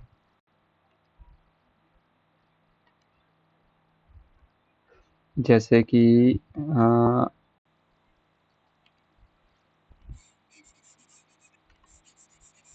आएगा नहीं ये, एक्चुअली ये वाला ना मेरे से हुआ नहीं, चलो कोई बात नहीं। मैं इसको विजिबल कर दूंगा ऐसा पीपीटी में, पीपीटी में विजिबल कर दूंगा, ये यहाँ पे वर्डिंग है, चलो कोई नहीं, पीपीटी में यूज हो जाएगा। इसके बाद है दैट ही हैज़ मूव्ड, आगे दे रखा है, पता नहीं क्या दे रखा है, चलो कोई नहीं, ये आप चेक करेंगे, मैं पीपीटी में दे दूंगा। चलो ये एग्जाम्पल ही है, यानी कि नाउ के बाद क्या जुड़ेगा, दैट ही जुड़ेगा, बस इतनी चीज़ें आपने क्या करनी है, ध्यान में रखनी है। ठीक है जी, चलिए जी नेक्स्ट देखते हैं। अच्छा, ये जो दैट होगा ना आफ्टर कंजक्शन के बाद भी यूज होगा, किसके बाद, आफ्टर कंजक्शन के बाद, या सॉरी एडजेक्टिव के बाद, एडजेक्टिव के बाद भी आप दैट यूज करते हैं। जैसे आई एम हैप्पी, फिर आप क्या बोलेंगे, दैट बोलेंगे। शी इज सैड दैट, यहाँ पे फिलर्स मिल जाएगा ना, तो आपने पुट करना है दैट। जैक इज एनेशियस दैट, यानी कि जितने भी आपके एडजेक्टिव रहेंगे थे, जैसे बोलेंगे I am happy, I am happy, I am bad, I am busy, इस तरीके से बोलेंगे। फिर अगर आपने कोई और आगे सेंटेंस से बोलना होगा ना, तो हमेशा ही क्या लगेगा आपका, दैट लगेगा। यानी कि एडजेक्टिव के बाद अगर आपको रिलेटिव प्रोनाउन पूछा जाए ना, तो आपने हमेशा क्या बताना है कि दैट ही जुड़ने वाला है। तो मैंने बोला ना स्टार्टिंग में कि दैट सबसे मोस्ट इंपॉर्टेंट वर्ड है कि कहाँ पे यूज होता है। इसके अलावा जो दैट यूज होता है ना, सुपरेटिव डिग्री के बाद भी यूज होता है, कि सुपरेटिव डिग्री के बाद जैसे ये लिखा है the most laborious man that, ये दैट लगा ना, एक और बात बताता हूँ कि सुपरलेटिव डिग्री से पीछे भी क्या लगता है आपका, आर्टिकल द लगता है। सुपरलेटिव डिग्री से पीछे क्या लगता है आपका, द लगता है। और जब भी ये वाला आ जाए ना, अगर इसके बाद मुझे अगर रिलेटिव प्रोनाउन दे रखा हो, तो वो लगेगा आपका दैट, कोई हु, होम या विच जैसा कोई वर्ड नहीं लगेगा। तो ये भी आपने एक पॉइंट ध्यान में रखना है। अगला केस में हमें दैट मिलता है कि ऑल होता है, उसके बाद अनकाउंटेबल नाउन होता है, और उसके बाद भी क्या लगता है आपका, दैट ही लगाया जाता है। ठीक है जी, जैसे ऑल है, इसके बाद अनकाउंटेबल नाउन आ गया, मनी होता है अनकाउंटेबल नाउन, तो इसके बाद क्या लगेगा आपका, दैट लगेगा। चलो इस वाले को छोड़ना हो तो छोड़ भी सकते हैं, बट ऊपर वाला मोस्ट इंपॉर्टेंट है, ये वाला इंपॉर्टेंट है, तो इसे ध्यान में रखेंगे। ये वर्ड हैं, जैसे बोलते हैं ना कि रटने होते हैं, तो रट लेना इनको, कि इनके बाद तो हमेशा ही क्या लगेगा, दैट ही लगेगा। कौन कौन से हैं, everything, nothing, the only, any, all, everyone, none, no, nobody, much, little, the same, the few, the little. ठीक है जी, तो ये जितने भी वर्ड है ना आपके सारे के सारे, इन सभी के बाद हमें क्या यूज करना होता है, दैट रिलेटिव प्रोनाउन यूज करना होता है। एग्जांपल देखते हैं, my father has been me everything, that use किया गया है। एवरीथिंग के बाद अगर रिलेटिव प्रोनाउन आया जोड़ने के लिए, तो आपने यूज किया दैट। अब यहाँ पे आपने बोला द ओनली, द ओनली अगर आया होगा तो उसके बाद भी आपने यूज करना है रिलेटिव प्रोनाउन। ठीक है जी, तो ये ध्यान रखेंगे। तो ये छोटी छोटी चीजें हैं, लिटिल के बाद भी अगर आया गया तो हम दैट ही यूज करेंगे। तो ये छोटी छोटी चीजें हैं, अपने दैट के लिए क्या करनी है, ध्यान में रखनी है। ठीक है जी, तो ये ध्यान में रखना। इसके बाद है, ये भी इंपॉर्टेंट है, द सेम के बाद हमें अगर नाउन दे रखा होगा तो उसके बाद क्या लगता है, दैट लगता है। और ये वाले वर्ड आपने क्या करना है, एक बार चेक कर लेना है, हुज, वेयर तथा व्हेन वाला। ठीक है जी, चलिए नेक्स्ट क्वेश्चन था हमारे पास, क्वेश्चन नंबर है हमारे पास 10। Rajan and Rohan's father a dash, sorry father dash a business. अब ये जो है ना आपका क्वेश्चन है आपका एज अ नाउन के अंदर का टॉपिक है ये, और पोसेशन बताने के लिए। जब आप पोसेशन दिखाते हैं ना, यानी कि अधिकार दिखाने के लिए आप यूज़ करते हैं। जैसे हम बोलते हैं ना कि जैसे बोलेंगे राम्स कार। राम्स कार का मतलब क्या है? राम की गाड़ी है। तो ये जो एपस्ट्रोफे के साथ आपने एस यूज़ किया ना, तो इसका मतलब होता है कि अधिकार दिखाने के लिए, पोसेशन दिखाने के लिए राम्स कार। बट ये वाला अगर बोलेंगे ना राम्स इस तरीके का और इस तरीके से लिखेंगे तो वो गलत है। जब भी किसी का नाम होगा ना, किसी का पोसेशन दिखाया जा रहा होगा एज अ पर्सनल, आपका जो भी आपके प्रॉपर नाउन होते हैं उनका, तो हमेशा एपस्ट्रोफे एस लगता है। 3 प्रकार के एपस्ट्रोफे होते हैं जो पोसेशन दिखाने के लिए यूज़ होते हैं। एक होता है हमारे पास ये आपका ये वाला, और एक होता है हमारे पास ये वाला सिंपल सा, और एक होता है हमारे पास ऑफ। ठीक है जी। ये वाला जो होता है ना, ये प्लूरल के लिए यूज़ होता है, और ये वाला होता है ना सिंगुलर के लिए यूज़ होता है। जैसे राम की गाड़ी, श्याम की गाड़ी, मोहन की गाड़ी, इस तरीके से बोलेंगे, या हम इस तरीके के बोलेंगे ना तो ये वाले वर्ड यूज़ किए जाते हैं। राम्स होम बोलेंगे, राम्स होम बोलेंगे। अब ये वाला कहाँ पे यूज़ होता है ना सिंगल वाला, तो ये होता है प्लूरल के लिए। जैसे मैं बोलूँगा ना बॉयज़, तो फिर हमें ये वाला लगाना है, बॉयज़ कॉलेज बोलेंगे। उस केस में हम कभी भी आपका इस तरीके से नहीं लिखेंगे कि बॉयज़ लिखेंगे और फिर एक और एपस्ट्रोफी लगाऊंगा और मैं फिर आपको इस तरीके से लिखूंगा। जब भी इस तरीके से आएगा ना तो मतलब क्या है, फिर आपका हिसिंग साउंड हो जाती है, यानी कि वॉइस, यानी कि इस तरीके से 2 बार एस आ गया ना तो यानी कि हिसिंग साउंड होती है, जिस कारण से ये वाला एस होता है ना, इसे यूज़ नहीं करते हैं, इसलिए स्पेशली ये वाला यूज़ होता है। तो ये वाला होता है प्लूरल के लिए, यानी कि लड़कों का कॉलेज। एक लड़के का कॉलेज नहीं होता, ये प्लूरल में ही होता है, यानी कि लड़कों का कॉलेज, गर्ल्स कॉलेज। अगर हम बोलेंगे ना गर्ल्स तो एस लगेगा। अगर गर्ल्स बोलूंगा ना मैं इस तरीके का, जैसे ये अभी लिखा था मैंने गर्ल, और फिर ये लगाएंगे तो ये भी गलत है। ठीक है, हमें एस भी लगाना है और उसके बाद लगाना है ये वाला स्टॉफे, और उसके बाद लिखना है हमें कॉलेज, कि गर्ल्स कॉलेज यानी कि लड़कियों का कॉलेज, या हॉस्टल बोलेंगे, यूनिवर्सिटी बोलेंगे, स्कूल बोलेंगे कि गर्ल्स स्कूल है, तो वहां पे हम आपका ये वाला स्टॉफे लगाते हैं। और ये जो ऑफ होता है ना, ये अधिकार दिखाता है कहाँ पे? नॉन लिविंग के लिए, नॉन लिविंग के लिए। ठीक है जी, नॉन लिविंग के लिए। जैसे हम बोलेंगे ना कभी भी इस तरीके का आएगा ना कि टेबल्स लैग, और ये इंपॉर्टेंट है, हम बोल देते हैं कि टेबल्स लैग होगा। टेबल लैग से ये इसी प्रकार से नहीं लिखते हैं, हम लिखते हैं लेग ऑफ टेबल।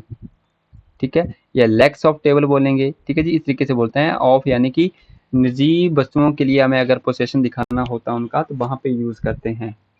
ठीक है, अब देखिए ये जो था ना क्वेश्चन, इसके अंदर Rajan and Rohan's father dash a business. अब ना कई बार होता क्या है ना आपका, कि आपके जो एपस्ट्रोफी वाले होते हैं ना, ये वाले वर्ड आपके, जैसे मैं बोलूंगा ना राजन, राजन्स इस तरीके का लिखेंगे, एंड इस 2 ही तरीके होते हैं इसको इस तरीके का, तो आप इसी से समझाएंगे। फादर डैश अ बिजनेस, मैंने 2 तरीके लिखे हैं, और यहाँ पे आपको यही वाली हेल्पिंग वर्ब है, इस केस के लिए भी और इस केस के लिए भी। भी दोनों में बड़ा डिफरेंस है, तो यही आपने समझना है। जब आपको ना सेंटेंसेस इस तरीके का दे रखा होगा ना कि राजन्स एंड रोहन्स फादर, मतलब क्या है कि जो अगर इसके साथ भी एपस्ट्रोफी एस दे रखा है ना और इसके साथ भी एस दे रखा है, तो मतलब क्या है कि राजन का जो पिता है वो अलग है और रोहन के पिता क्या हैं? अलग हैं। दोनों ही क्या हैं आपके? एक बिजनेस हैं, बिजनेसमैन है, दोनों ही बिजनेसमैन है। तो इस केस में क्या हो गया आपका? राजन के अलग हैं, रोहन के अलग हैं, तो मतलब क्या होगा यहाँ पे? दोनों ही क्या हैं? अलग अलग हैं, जिस कारण से यहाँ पे क्या आ जाएगा आपका? प्लूरल आएगी, प्लूरल हेल्पिंग वर्ब। बट जब भी आपको इस तरीके का आएगा ना राजन एंड रोहन्स फादर, मतलब क्या? दोनों का क्या है? दोनों के जो पिता है ना वो एक ही हैं और वो क्या है आपके? बिजनेसमैन है, इस तरीके से। ठीक है जी, वो ध्यान में रखेंगे। वैसे होता है ना कि कुछ वर्ड होते हैं कि जिनके साथ हमें डबल एपस्ट्रोफी भी नहीं लगाना होता है, वो अकॉर्डिंग टू सेंस भी हैं। जैसे मैं बोलूंगा राम्स एंड श्याम्स वाइफ। ठीक है, या मान लेते हैं कि इज वाइफ बोलेंगे, तो यहाँ पे तो इज जो यूज किया ना, मतलब क्या है? इज का जो यूज हुआ ना, मतलब सिंगुलर मैंने यूज किया होगा ना, तो वो गलत आएगा। क्यों आएगा? क्योंकि राम और श्याम की एक वाइफ थोड़ा ना, दोनों की एक वाइफ थोड़ा ना होगी। राम की वाइफ अलग होगी, श्याम की वाइफ अलग होगी, तो अकॉर्डिंग ही बता रहा है ना, सेंस ही बता रहा है कि यहाँ पे तो आर आना चाहिए, क्योंकि यहाँ पे क्या है? राम्स की अलग होगी, श्याम्स की अलग होगी। ठीक है, तो वो ध्यान रखेंगे। इन दोनों के साथ क्या लगेगा? एपस्ट्रोफी लगेगा। हाँ, अगर एक के साथ नहीं लगाएंगे ना हम, जैसे बोलेंगे कि राम एंड, मैं बोलूंगा कि Shyam's wife, Shyam's is wife, इस तरीके से भी लिखेंगे ना तो भी ये सेंटेंस गलत होगा। क्या है मतलब कि राम और श्याम की एक वाइफ है? नहीं, ये भी गलत बना, यानी कि इसके साथ तो मुझे एपस्ट्रोफी लगाना ही पड़ेगा, और इसके साथ भी मुझे क्या लगाना पड़ेगा, एपस्ट्रोफी लगाना पड़ेगा और आगे इस ना आकर क्या आएगा, आर आएगा। दोनों को अलग अलग आपका दिखाना पड़ेगा। तो इस वाले जो 10th जो क्वेश्चन था ना, इसका जो राइट आंसर था ना वो क्या था, राजन एंड रोहन फादर। अब उन दोनों के फादर क्या है, एक हैं और बिजनेसमैन है दोनों के ही। ठीक है, तो ये ध्यान रखेंगे। तो यहाँ पे क्या आएगा आपका, इज आएगा, सी इसका राइट आंसर होगा। चलिए जी, क्लियर है। आगे चलते हैं, अगला क्वेश्चन में देखते हैं। अगला क्वेश्चन है हमारे पास, she stopped dash some water, she made a pause during her jogging. इस तरीके का ये सेंटेंसेस है। अब देखिए यहाँ पे आपने बीच में क्या करना है, पुट करना है। अब जैसे आप पुट करेंगे ना यहाँ पे, तो ये है आपका, मैं अगर आपको सेंटेंसेस बताऊँ ना, तो ये सेंटेंसेस आता है आपका जैसे ये सेंटेंसेस रहेगा आपका वर्ब के टॉपिक में मिलेगा, और वर्ब के टॉपिक में मिलेगा आपको इन्फिनिटिव, इन्फिनिटिव नहीं जीरेंट, तो दोनों ही मिल जाएंगे, इन्फिनिटिव तथा जीरेंट दोनों ही मिलेंगे आपको। अब होता क्या है ना, यहाँ पे बोला है शी स्टॉप्ड, एक वर्ब आपको ये दे रखी है, इसके बाद एक और आपकी क्या आएगी, वर्ब आएगी। ये भी वर्ब है, ये भी वर्ब है, ये भी वर्ब है, ये भी वर्ब है। अब इतना तो पता है कि एक वर्ब के बाद एक और वर्ब आ रही है ना, तो इसको क्या बोलेंगे हम आपका, या तो इसे जीरेंट बोलेंगे ना, या तो इसे क्या बोलेंगे हम आपका, इन्फिनिटिव बोलेंगे। या तो इसे जीरेंट बोलेंगे या तो इन्फिनिटिव बोलेंगे। ठीक है जी। जीरेंट क्या होता है, वर्ब के बाद आईएनजी आएगी और इसके बाद क्या आएगी आपकी, टू के साथ वर्ब की फर्स्ट फॉर्म आएगी, टू के बाद फर्स्ट फॉर्म आएगी। कभी भी एक वर्ब के बाद एक और वर्ब डायरेक्ट नहीं लिखते हैं, क्योंकि इस वर्ब के बाद आगे वाली जो वर्ब दे रखी होगी ना, ये मुझे नॉन में कन्वर्ट करनी है, क्योंकि मुझे चाहिए क्या, ऑब्जेक्ट चाहिए। तो वर्ब के बाद मुझे ऑब्जेक्ट चाहिए, तो ये जो वर्ब होगी ना, कन्वर्ट करेंगे नॉन में। तो दो ही तरीके हैं, एक या तो आईएनजी में कन्वर्ट कर दो या तो उसे टू के साथ। तो देखो, एक आईएनजी वाली रख लो और टू वाली रख लो, बाकी काट दो। दो ऑप्शन कट गए। अब देखो ना आपका कितना काम आसान हो जाता है। इसके बाद ना अगर आप आइडिया भी लगाएंगे ना, जैसे थोड़ा सा अगर आपने तुक्का भी मारना हुआ, तो इन दोनों ऑप्शन पे लगाना है आपने। ठीक है। अब मैं दूसरा कंसेप्ट बताता देता हूँ कि कब आपको जीरेंट लगाना है, कब आपको इन्फिनिटिव लगाना है। वैसे बड़ा लंबा टॉपिक है, मैं थोड़ा सा बताऊंगा आपको यहाँ पे इस टॉपिक के बारे में। तो ये जो टॉपिक है ना, इसमें आपने क्या करना है, यूज़ करना है। जैसे जब भी आपने जीरेंट यूज़ करना है ना, मैं पहले एग्जांपल दे देता हूँ आपको, जीरेंट का एग्जांपल देता हूँ। जैसे आई एडमिटेड स्टीलिंग, मतलब मान लेते हैं कि कोई चोर कर रहा हूँ, स्टीलिंग द कार। ठीक है। या फिर I decided visited the temple during, मान लीजिए ड्यूरिंग डिसीजन या समथिंग कुछ भी, टेम्पल ड्यूरिंग दशहरा या दीपावली कर लो, दिवाली कर लो, दिवाली। चलिए दो ही लेते हैं अभी। I decided stealing the car, मैंने स्वीकार कर लिया है, स्टीलिंग द कार, मैंने यानी कि स्वीकार कर लिया कि मैंने गाड़ी क्या की थी, चोरी की थी। अब बताइए मुझे इन दोनों में से ना, कि यहाँ पे मैंने लिखा है जीरेंट, आईएनजी वाली फॉर्म है, ये मैंने लिखी है वर्ब, यानी कि ये वाली तो वर्ब है ना, ये भी आपकी वर्ब है, बट इसे मुझे कब आईएनजी में कन्वर्ट किया है, क्यों किया है मैंने, यहाँ पे मैं टू स्टील भी तो लिख सकता था ना, वो भी तो नाउन ही होगा। स्टीलिंग एज अ नाउन ही है, क्योंकि एज अ जीरेंट बोलेंगे। अगर टू के साथ आया होगा तो मैं से इन्फिनिटी बोलूंगा। अब मैंने यहाँ पे आईएनजी वाली ही फॉर्म है, क्यों लिखा है, टू क्यों नहीं लिखा। तो देखिए, जो जीरेंट होगा ना, तो वो कब आएगा, यानी कि जो सेकंड वाली जो आपकी वर्ब होगी ना, वो पहले एक्शन कर रही होगी, पहले एक्शन कर रही होगी। मतलब क्या है, पहले मैं चोरी करूंगा ना, उसके बाद ही स्वीकार करूंगा ना कि मैंने चोरी की है। क्या पहले अस्वीकार कर लेंगे कि आपने चोरी की है, अभी तो आपने की भी नहीं है। अगर आप पहले बोलेंगे कि मैं एडमिट कर लेता हूँ कि मैं चोरी करूंगा, तो ये तो गलत हो गया ना। वैसे ही कि I decided visiting the temple, यानी कि मैं पहले डिसाइड करूंगा कि मैं पहले जाके देखूंगा। ठीक है। यानी कि हम बोलते हैं ना, जैसे जैसे हम बोलेंगे कि आई, जैसे एक और एग्जांपल ले लेते हैं, जैसे आई लाइक प्लेइंग क्रिकेट या वॉचिंग क्रिकेट। ठीक है। आई लाइक मुझे पसंद है क्या, क्रिकेट देखना। अगर मैं ऐसे बोलूँगा कि पहले मैं पसंद करूँगा उसके बाद क्रिकेट देखूंगा, नहीं। पहले हम क्या करते हैं, आपका वॉच करते हैं, उसके बाद बोलते हैं मुझे प्यार है। या मैं बोलूँगा आई लव, जैसे मैं बोलूँगा आई लव, जैसे कुछ भी बोल देते हैं, I love watching TV, semi. I love watching TV. मुझे टीवी देखना क्या है, पसंद है, यानी कि प्यारा है। तो यानी कि प्यारा कब होगा, जब मैं उसे देखूंगा तभी तो वो चीज़ अच्छी लगेगी ना मुझे। यानी कि हमेशा ही क्या करना है, जीरन वहीं पर आपने पुट करना है जब आपका सेकंड वाला जो वर्क होगा ना वो पहले एक्शन कर रहा होगा, पहले क्या कर रहा होगा, एक्शन कर रहा होगा। और जो आपका सीक्वेंस में आएगा ना आपका, तब वहाँ पे आपने यूज करना है इन्फिनेटिव। अब यहाँ पे पेज ले लेते हैं, कोई इरेज कर देता हूँ, चलो काम आएंगे, आपकी चीजें लिख देते हैं यहाँ पे कहीं पे। इन्फिनेटिव यहाँ पे लिख देता हूँ इन्फिनेटिव। इन्फिनेटिव होता है यानी कि जैसे I want to play cricket. अब बताइए इसमें क्या अंतर है, पहले आप खेलेंगे उसके बाद चाहेंगे, नहीं, आप पहले चाहते हैं कि मैं खेलना चाहता हूँ, कि आप पहले चाहेंगे ना उसके बाद खेलेंगे। इस तरीके से आप यूज करते हैं। जैसे हम बोलेंगे I want to sleep, I want to sleep. अब मैंने यहाँ पे ये क्यों नहीं लिखा, आई वॉन्ट स्लीपिंग क्यों नहीं लिखा, मैंने स्लीप ही क्यों लिख रहा हूँ, क्योंकि मतलब क्या है कि ये जो आपकी वर्ब है ना, ये पहले एक्शन कर रही है।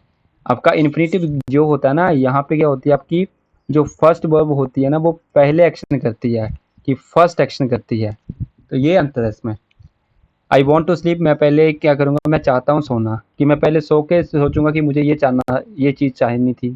ठीक है, जैसे ही आपका, जैसे I want to talk, I want to talk mister Shukla, ठीक है, कुछ भी समथिंग, या मैनेजर समथिंग, कुछ भी। I want to talk mister Shukla मतलब क्या है, कि मैं बात करना चाहता हूँ किससे, ये इस मिस्टर शुक्ला से या मैनेजर से।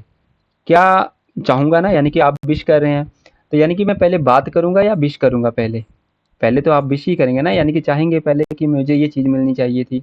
ठीक है, तो यानी कि आप पहले क्या करते हैं, विश करेंगे, यानी कि ये जो आपकी वर्ब दे रखी है ना, सबसे पहले यही वाली एक्शन कर रही है और उसके बाद आपकी ये वाली कर रही हो, तो हमेशा ही वहाँ पे क्या लगाना है, आपने इन्फिनेटिव लगाना है।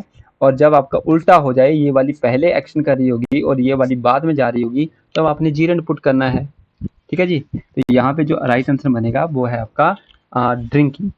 सी स्टॉप्ड ड्रिंकिंग सम वाटर, यानी कि वो पहले रोक देगा या ड्रिंक करेगा, पहले बताओ, पहले ड्रिंक करेगा ना, उसके बाद ही वो रोकेगा, कि पहले रोक देगा तब पिया क्या उसने।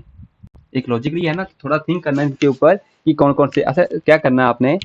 जैसे अगर समझ में नहीं आएंगे ना ये चीज़ें, तो आपने क्या करना है, कमेंट पर बता देना, मैं अगला ही टॉपिक आपको जीरंड तथा इन्फिनिटी के ऊपर बता दूंगा। अगर जिनको थोड़ा सा भी आइडिया लगा होगा ना, तो उन्होंने क्या करना है, जैसे कि फर्स्ट वर्ब के, जैसे आपकी ये जो वर्ब होगी ना पहले एक्शन करी होगी, उसके बाद दूसरी वाली करी होगी, तब आपने इन्फिनेटिव लगाना है। अगर आपका ये जो बोला, मैंने बोला ना कि ड्रिंकिंग, कि पहले ये वाला काम हो रहा है उसके बाद स्टॉप करने का काम हो रहा है, तब आपने यूज करना है ड्रिंकिंग। इसको क्या बनाएंगे, ड्रिंकिंग ही बनाएंगे आईएनजी वाली फॉर्म में। ठीक है, जिनको इतनी चीजें समझ में आई होंगी ना, उन्होंने क्या करना है, सर्च करना है इंटरनेट के ऊपर कि जीरेंड तथा इन्फिनेटिव के एग्जाम्पल्स, तो आपको वहाँ पे ढेरों एग्जाम्पल्स मिलेंगे।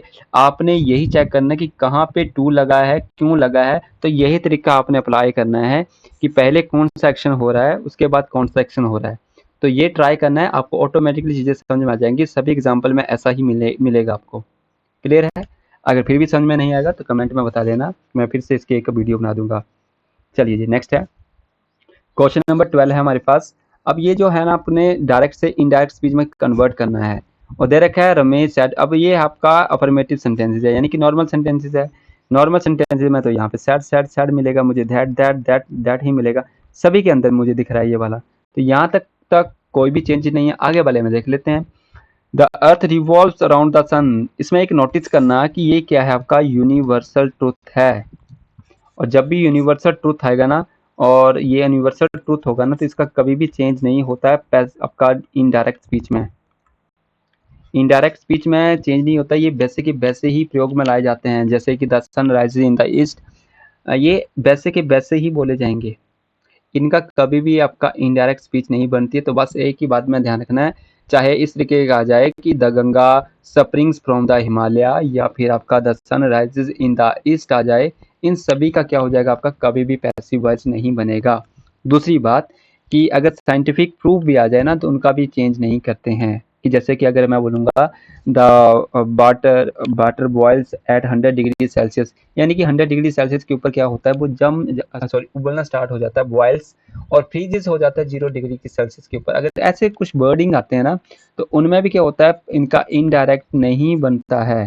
तो देखिए किसका नहीं बना है, तो इन रिवॉल्व कर दिया है आपने, चेंज कर दिया, B3 लगा दिया आपने, बिल यूज़ कर दिया आपने, चेंज कर दिया कहीं ना कहीं थोड़ा बहुत। अब ये एस रिवॉल्व और यहाँ पर भी लगा है around the sun, around the sun. अच्छा ये दोनों ही सेम सेम आ गया ना आपके, ये दोनों ही आपके सेम सेम है, सी एंड आपका डी। क्वेश्चन नंबर 12 में है ना, दोनों ही है। तो इसमें जो अच्छा ठीक है ठीक है ठीक है, यहाँ पे ना ये जो है हमने बोला ना कि सेट को सेट ही रखेंगे, सेज क्यों किया है, सेज करेंगे तो यहाँ पर भी तो सेज ही होना चाहिए था। तो इसका जो राइट आंसर बनेगा ना वो है आपका सी, सी यहाँ पे राइट आंसर है। ठीक है, ये ध्यान रखेंगे। तो यहाँ पे ना ये वाला ऑप्शन है, यहाँ पे जब मैंने चेक किया ना, मैंने ढंग से चेक नहीं किया, ये आपका यहीं पे गलत हो जाता, तो यानी कि डी तो पहले ही गलत हो गया था। उसके बाद ये दो ऑप्शन आपने ध्यान रखना है कि यूनिवर्सल ट्रुथ के अंदर आपके क्या हो गया, गलत हो गया, तो एक बच रहा था, वो था आपका सी, यहाँ पे राइट आंसर होगा। चलिए जी नेक्स्ट क्वेश्चन देखते हैं, थोड़ी जल्दी करते हैं। क्वेश्चन है find the error, error find out करनी है हमने, और एरर के अंदर है हमारे पास सबसे पहले कि the best thing about your father is that he is always talking live with a positive attitude. अब देखिए यहाँ पे हमें एक कीवर्ड मिल गया, मैंने सबसे पहला टॉपिक ही यही करवाया था कीवर्ड का, कि keyword decide the tense, keyword decide the tense. Maximum demand रहती है कि आपका इन्हीं टॉपिक से क्वेश्चन बने। तो देखिए ऑलवेज लगा है, जब भी ऑलवेज लगा हो तो मतलब क्या होता है, वो प्रेजेंट का इनडेफिनेट होता है। अगर वो प्रेजेंट का इनडेफिनेट है तो यहाँ पे ये कॉन्टिन्यूस क्यों बनाया है, इज नहीं आएगा, क्या आएगा यहाँ पे, टॉक्स आएगा, ऑलवेज टॉक्स आएगा। ठीक है जी, तो ये ध्यान रखेंगे आप, क्योंकि ही था, ही के अकॉर्डिंग क्या लगेगा, टॉक्स लगेगा, यानी कि वर्ब की फर्स्ट फॉर्म के साथ SEIS लगेगा, तो यानी कि एस लग गया। ठीक है, तो बस इतनी सी चीजें आपने ध्यान में रखनी है। ऑलवेज हो गया, ओकेजनली हो गया, रारेली हो गया, every day, every week, every month, daily, ये सारे के सारे आपके प्रेजेंट इंडेफिनिट के क्या हैं, कीवर्ड्स हैं। जिसने कीवर्ड्स नहीं देखे हैं तो फर्स्ट वीडियो है वो आप चेकआउट कर सकते हैं एक बार। इसके बाद है, अच्छा कीवर्ड्स की ना मैंने PDF भी वहाँ पे डिस्क्रिप्शन में दे रखी है, तो आप अगर वीडियो नहीं देखनी होगी क्योंकि अभी टाइम कम है आपके पास, तो वीडियो अवॉइड करना, आपने ट्राई करना है कि PDF को सीधा डायरेक्ट देखना है, समझ में आ जाए तो ठीक है, अगर नहीं समझ में आती है तब आपने वीडियो देखनी है, वो भी मल्टीपल में देखनी है, 2x की स्पीड में देखनी है आपने। चलिए जी आगे देखते हैं। He dash to the market every day to buy fresh vegetables. अब यहाँ पर भी ना आपको एक कीवर्ड मिल जाएगा, every day, every week, every month, every year, today, ये जितने भी वर्ड हैं ये प्रेजेंट को शो करते हैं, और प्रेजेंट में कहाँ पे, प्रेजेंट के इंडेफिनिट में। तो प्रेजेंट इंडेफिनिट में ये नहीं लगता, B2B नहीं लगेगी, बिल तो लगेगा भी नहीं, क्या लगता है, गोज लगता है, ही के अकॉर्डिंग क्या लगेगा, यहाँ पे वर्ब की फर्स्ट फॉर्म के साथ क्या लग जाएगा, ES लग जाएगा। तो यहाँ पे जो राइट आंसर बना वो है आपका सी। सेम कंसेप्ट था, सेम आपका कीवर्ड से टॉपिक था टेंसेस की टॉपिक के अंदर।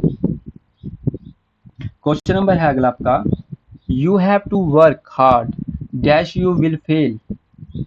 देखिए ना ये आपका ना कंजक्शन के टॉपिक से आया है, किस टॉपिक से आया आपका, कंजक्शन के टॉपिक से। और कंजक्शन के टॉपिक में ना आपका ये है आपका कोऑर्डिनेट कंजक्शन का, मैंने अभी स्टार्टिंग में बोला पहला ही क्वेश्चन था आपका कोऑर्डिनेट कंजक्शन का, और ये भी आपका कोऑर्डिनेट कंजक्शन का है।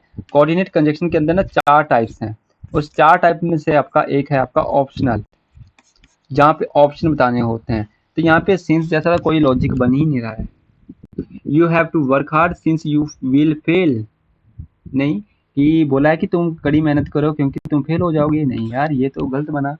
फॉर तो बनने ही नहीं वाला यहाँ पे, you have to work hard for you fail will fail, नहीं ये भी नहीं बना।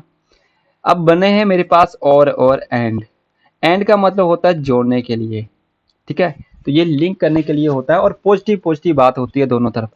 अगर दोनों तरफ पॉजिटिव पॉजिटिव बात है तो आप एंड यूज करेंगे ना। तो यहाँ पे देखिए, यहाँ पे तो पॉजिटिव बात बोली है ना, बट यहाँ पे तो नेगेटिव बात बोली है, यहाँ पे पॉजिटिव बात है और यहाँ पे नेगेटिव बात है, तो एंड तो यूज नहीं होगा, यहाँ पे यूज होता है और, या तो तुम कड़ी मेहनत करो या तो तुम क्या हो जाओगे, फेल। तो यानी कि ऑप्शनल है ना यहाँ पे, तो ये ऑप्शनल के लिए और जो होता है ना, ये आपका कॉन्ट्रास्ट वर्ड के अंदर आता है, कॉन्ट्रास्ट। कॉन्ट्रास्ट मतलब क्या होता है, कॉन्ट्रास्ट मोस्ट इंपॉर्टेंट, मैं आपको कुछ वर्ड लिखवा दूंगा कॉन्ट्रास्ट के, तो वो आपने ध्यान में रखने हैं। एक प्लस होगा तो दूसरा माइनस होगा, एक माइनस होगा तो दूसरा प्लस होगा। यानी कि एक सेंटेंस पॉजिटिव बात बोल रहा होगा, दूसरा क्या बोलेगा, नेगेटिव बोलेगा। अगर एक सेंटेंस से नेगेटिव बात बोल रहा है तो दूसरा क्या बोलेगा, नेगेटिव बात बोलेगा। तो यहाँ पे कोई सेंस नहीं समझना है, आपने सिर्फ लॉजिक समझना है कि यहाँ पे कौन सा वर्ड पुट किया जाएगा। ठीक है जी, चलिए अगला क्वेश्चन देखते हैं। अच्छा, यहाँ पे कोऑर्डिनेट कंजंक्शन के ना मैंने एक स्लाइड दे भी रखी है, आपने यही वाला पुट करना है, थोड़ा दिमाग रखना है, ध्यान रखना है इसका। ये कोऑर्डिनेट कंजंक्शन क्या होते हैं, ये आपके 4 टाइप्स हैं। मैंने बोला ना 2 टाइप्स होते हैं कंजंक्शन के, एक कोऑर्डिनेट तथा सबऑर्डिनेट। कोऑर्डिनेट होते हैं यानी कि जो इंडिपेंडेंट होते हैं, किसी के ऊपर आश्रित नहीं होते हैं। जब भी कम्युलेटिव आपके कंजंक्शन बोलेंगे ना, मतलब क्या है आपका, मतलब है आपका जैसे कि 2 वाक्यों को जोड़ने के लिए। ठीक है जी, जैसे she कुक्स and I clean, she कुक्स and I clean, यानी कि ये वाला वाक्य अलग है और ये वाला अलग है, दोनों को जोड़ा गया है। दोनों ही क्या इंडिपेंडेंट, एक दूसरे के ऊपर डिपेंड नहीं कर रहे हैं। ठीक है, जब मैं बोलूंगा राम, जैसे वहां पर दिया था सबसे पहले एग्जांपल में ही कि Ram goes to Delhi and Shyam goes to school, इस तरीके से कौन कौन से आते हैं, and also, both, and as well as, now, too, no less than. तो इसमें ना 2 वर्ड सबसे मोस्ट इंपॉर्टेंट है जो हमें फीलर्स में देखने को मिलते हैं, एक एंड और एक मिलेगा आपको एज वेल एज, एक मिलेगा आल्सो। तो ये 3 वर्ड हैं, नाउ भी हमें मिल जाता है कभी कभी फीलर्स में। तो ये 4 वर्ड इसमें ध्यान में रखेंगे कि ये दोनों ही क्या होंगे, आपके वाक्यों को जोड़ेंगे और दोनों ही क्या होंगे, आपके पॉजिटिव पॉजिटिव वाले होंगे।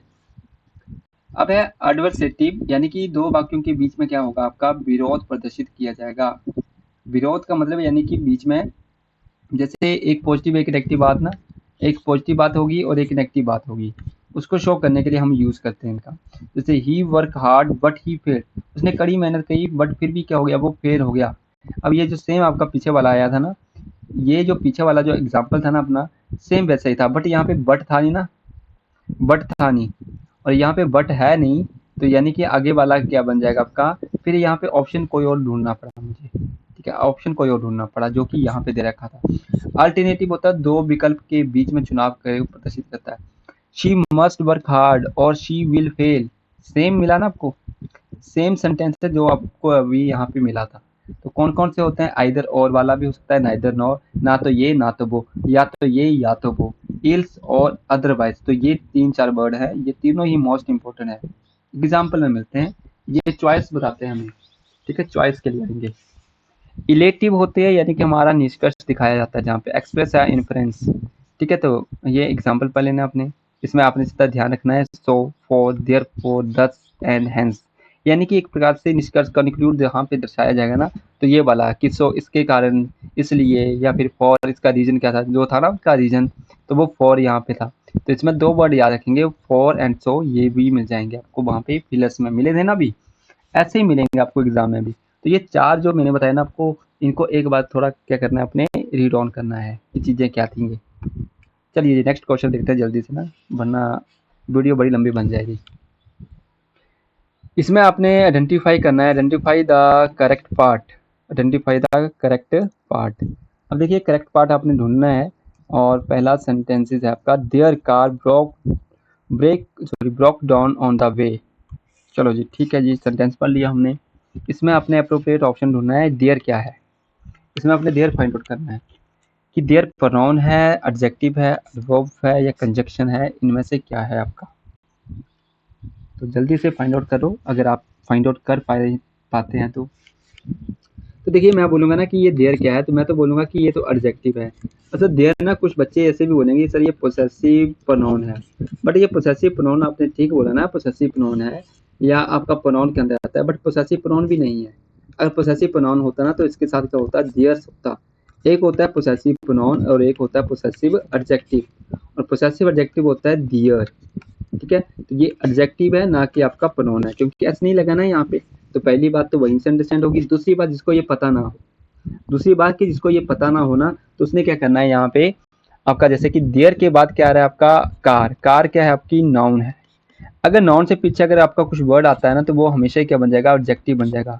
यानी कि एक सेंटेंसेस की नीड बताती है कि वो वर्ड उस सेंटेंसेस के अंदर कौन से तरीके से यूज हुआ है, यानी कि वो नाउन के तरीके, जैसे अभी हमने पीछे पढ़ा ना कि एक वर्ब थी एक और वर्ब थी, किंतु इस वाली को हमने वर्ब नहीं बोला, क्योंकि वर्ब के बाद एक और वर्ब नहीं आती है, दिखने में हमें वर्ब लगी, बट उसे हमने क्या बोल दिया, एज अ जीरेंट बोल दिया, या फिर उसे हमने क्या बोल दिया, इन्फिनिटी बोल दिया। यानी कि इन दोनों को एक वर्ड में हम क्या बोलते हैं, नाउन बोलते हैं, कि नाउन आया उसके बाद। बट नाउन की फॉर्म में वो क्या था, हमें जीरंड या इन्फिनेटिव या फिर बोलेंगे कि वर्ब थी वो दिखने में।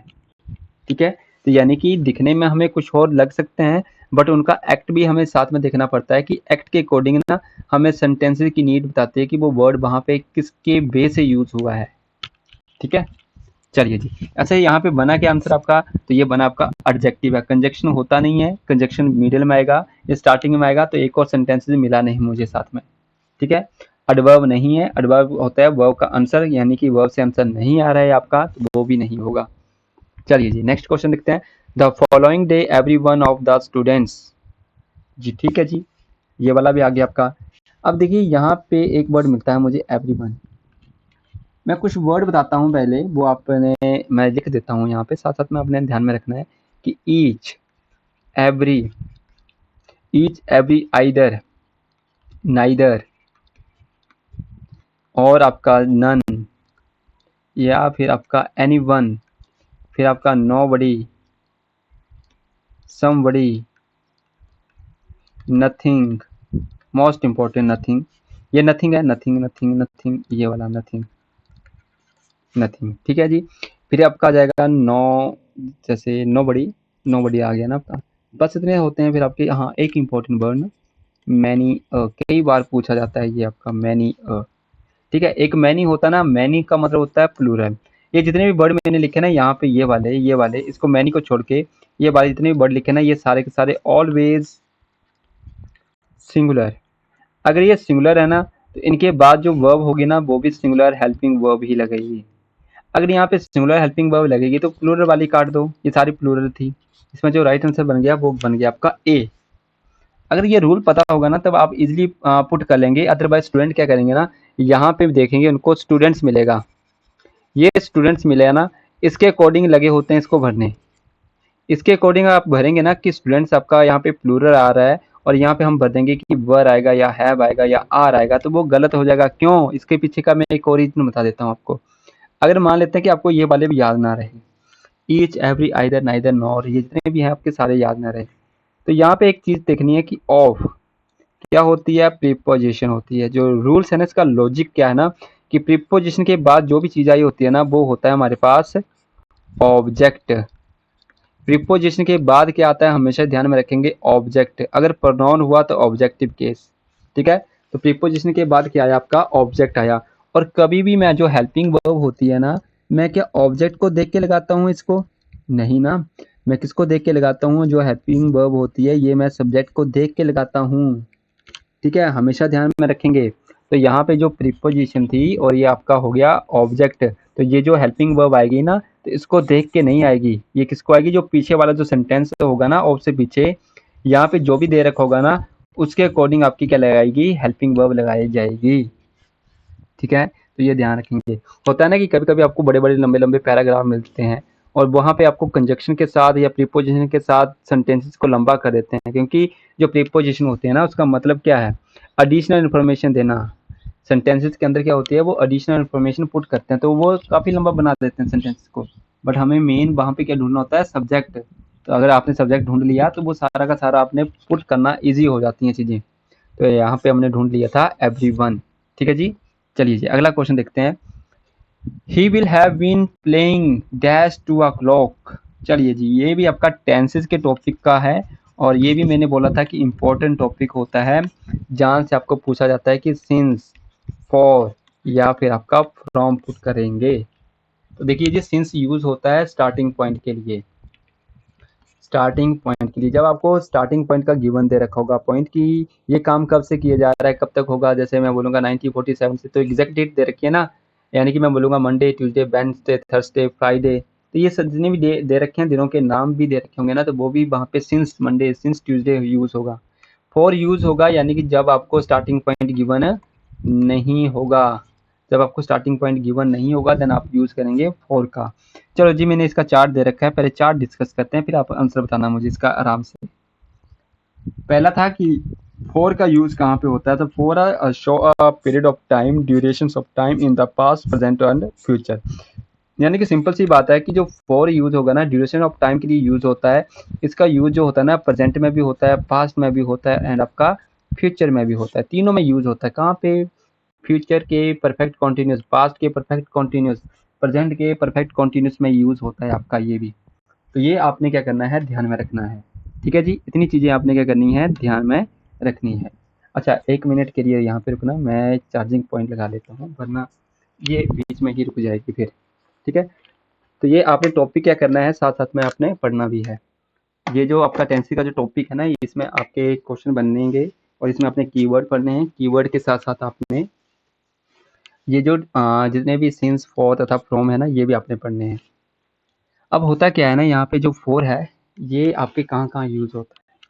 ये सारे का सारा ड्यूरेशंस ऑफ टाइम के लिए यूज़ होता है, टाइम्स के लिए भी, आवर्स के लिए भी, डेज़ के लिए भी, वीक्स के लिए, मंथ्स के लिए, ईयर्स के लिए और आपकी सेंचुरीज़ के लिए भी।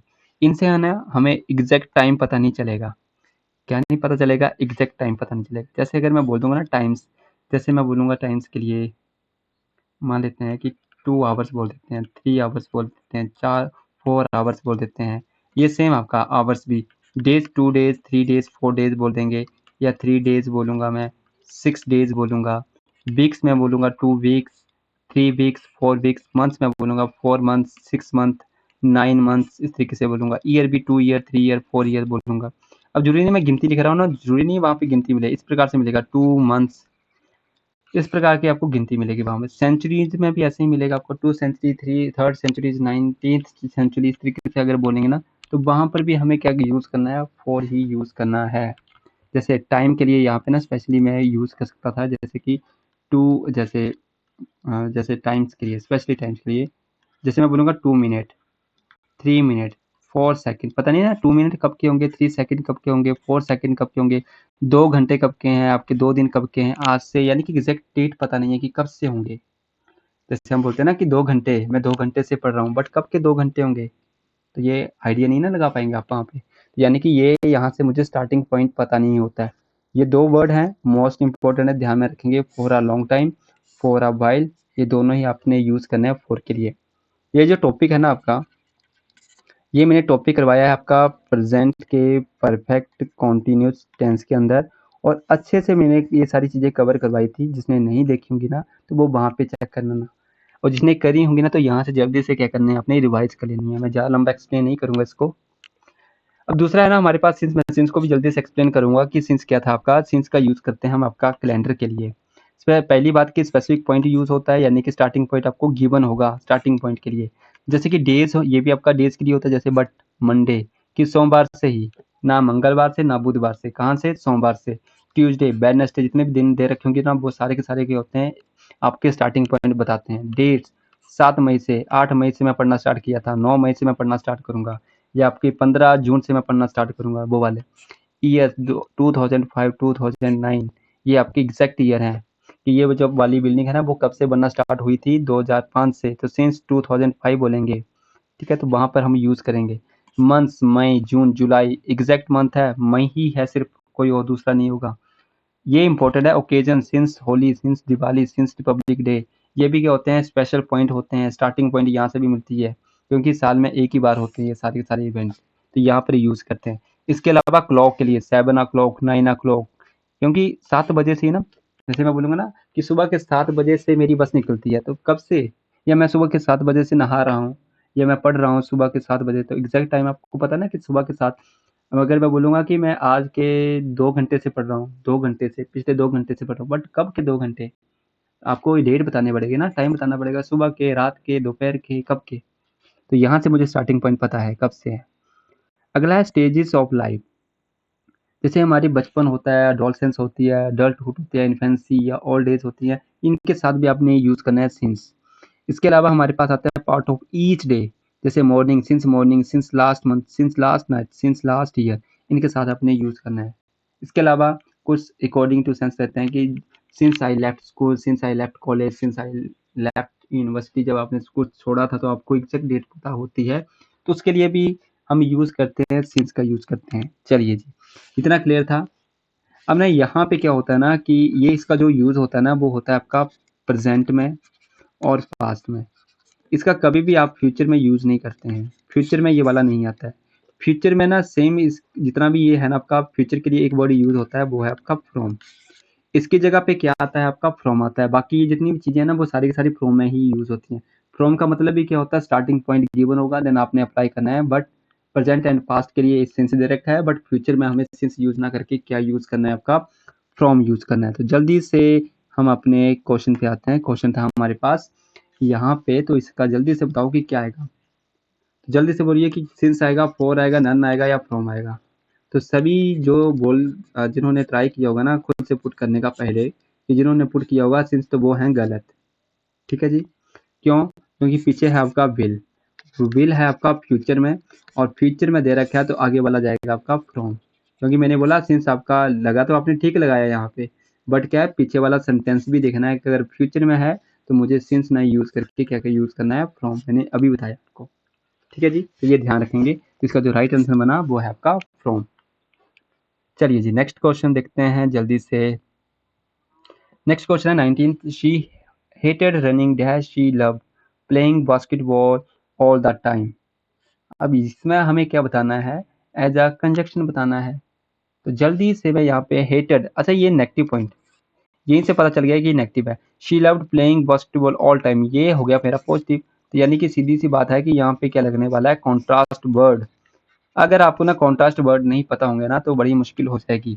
तो मैं जल्दी से आपके लिए ना यहाँ पे कॉन्ट्रास्ट वर्ड कुछ हैं जो मुझे भी रिमेंबर है, तो वो आपके लिए मैं लिख देता हूँ। जैसे however, yet, but, still, nevertheless, इसके अलावा डिस्पाइट, इन स्पाइट ऑफ,